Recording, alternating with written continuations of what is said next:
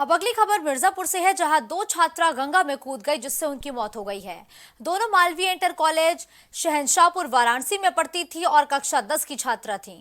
बताया जा रहा है कि दोनों छात्रा एक ही साइकिल से गंगा पुल पर आकर साइकिल खड़ी करके गंगा में कूद गई, जिसके बाद पुलिस और प्रशासन की मदद से छात्राओं को बाहर निकाला गया।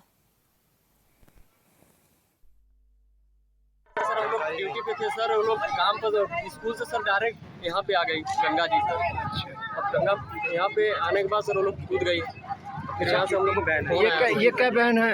एक जानकी, तीन बहन और एक भाई। हाँ। वो भी छोटी थी। भाई आप हैं और हाँ। तीन बहन है।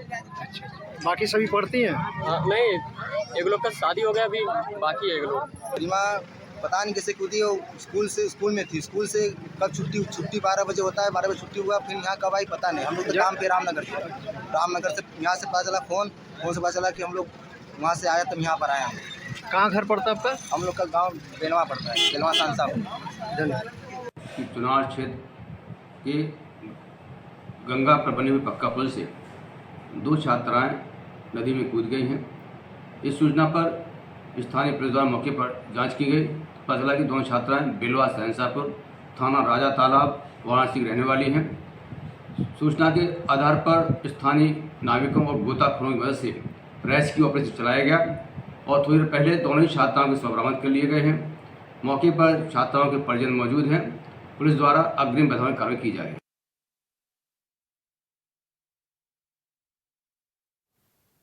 देवरिया से खबर है, जहां एक झोपड़ी में अचानक से आग लग गई, जिसमें 3 साल की मासूम की जलकर मौत हो गई। वही सूचना मिलते ही मौके पर पहुंचे एसडीएम हरिशंकर लाल समेत अन्य अधिकारियों ने परिवार के लोगों को आर्थिक मदद देने की बात कही है। इस दौरान झोपड़ी के अंदर सो रही दूसरी बहन को बाहर निकाला गया, जिससे उसकी जान बच गई। वही लोगों ने आग को बुझाने में सफलता हासिल की है।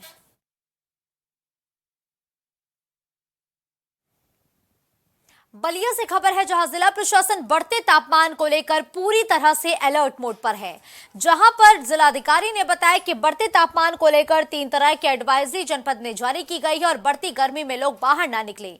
साथ ही किसान भाइयों के लिए भी एडवाइजरी जारी की गई है कि गेहूं कटने के बाद अवशेष न जलाएं। सभी अधिकारियों को इसके लिए निर्देशित किया गया है और जिला अस्पताल में सभी सुविधाएं मुहैया कराई गई हैं। जबकि सीएमओ विजयपति द्विवेदी ने जिला अस्पताल का निरीक्षण भी किया। बढ़ते तापमान को लेकर 2-3 तरीके की एडवाइजरी जनपद में जारी की गई। एक जन सामान्य के लिए कि बढ़ती गर्मी को देखते हुए लोग दोपहर में कम निकलें, ठंडा पानी पिए, नींबू का पानी पिए। पशु हैं, चाहे वो गौशाला में है या बाहर है, उनके पीने के पानी की पर्याप्त व्यवस्था रखी जाए। दोपहर के समय उनको शेड पे रखा जाए और उनको किसी प्रकार की असुविधा न हो। इस संबंध में निरंतर हमने सभी अधिकारियों को निर्देश दिए हैं। जिला अस्पताल में व्यवस्थाएं कराई गई हैं और मुख्य चिकित्सा अधिकारी को भी निर्देश दिए गए हैं कि जनपद में जो भी चिकित्सालय हैं वहां पर इस गर्मी से बचने के लिए और इस गर्मी से प्रभावित यदि कोई आता है तो उसकी समुचित इलाज की व्यवस्था कराई जाए। हमारा पूरा प्रयास है कि परिसर का तापमान कैसे कम रहे, छतों पे क्या ट्रीटमेंट करा दिया जाए कि उसके अंदर के तापमान बिल्डिंग के कम रहे, दीवारों पर किस तरह का कार्य करा दिया जाए कि उससे तापमान कम रहे, खिड़की दरवाजे कहीं टूटे हों तो एसी की कूलिंग पे प्रभाव न पड़े, उसका प्रॉपर इंतजाम कर लिया जाए। इन्हीं सब चीज़ों के लिए हम लोग यहाँ पे विश्लेषण भी कर रहे हैं, निरीक्षण भी कर रहे हैं और प्रयास कर रहे हैं कि ज़्यादा से ज़्यादा।